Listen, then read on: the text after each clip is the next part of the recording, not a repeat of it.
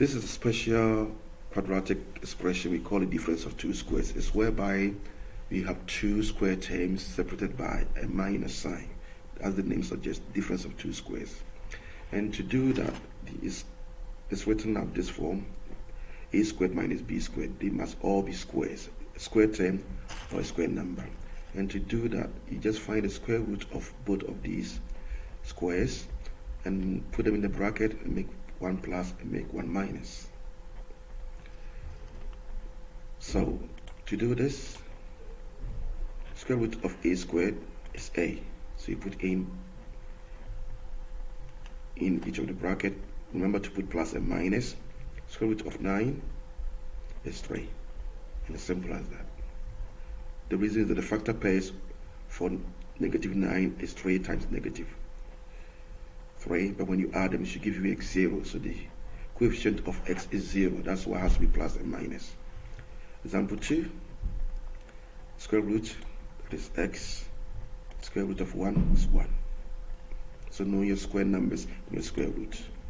Example 3, square root of 121 is 11. Square root of x squared is x. And don't forget plus and minus. It could be minus first and plus, it doesn't matter. Square root of x squared, x. Square root of y squared, y. Square root of m squared, m.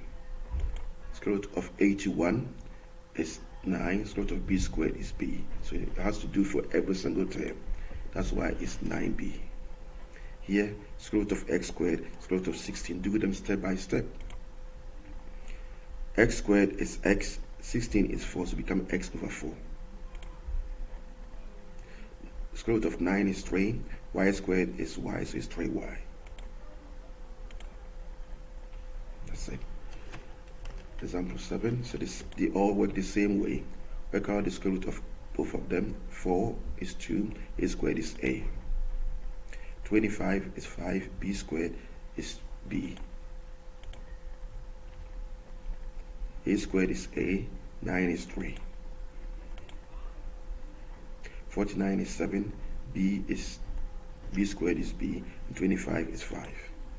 So know your square numbers and everything will fall in place. Now here, be careful. Difference of two squares. 27 is not a square number, neither is 3. So you can't start straight away doing difference of two squares.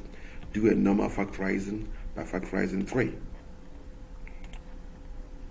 Now, if you look at the brackets, 9 is a square number, a squared is a square term, b squared is a square term. So you do difference of two squares for the bracket alone, putting 3 outside. So this is what you have. And that will be the final answer. Now let's look at a typical exam style question.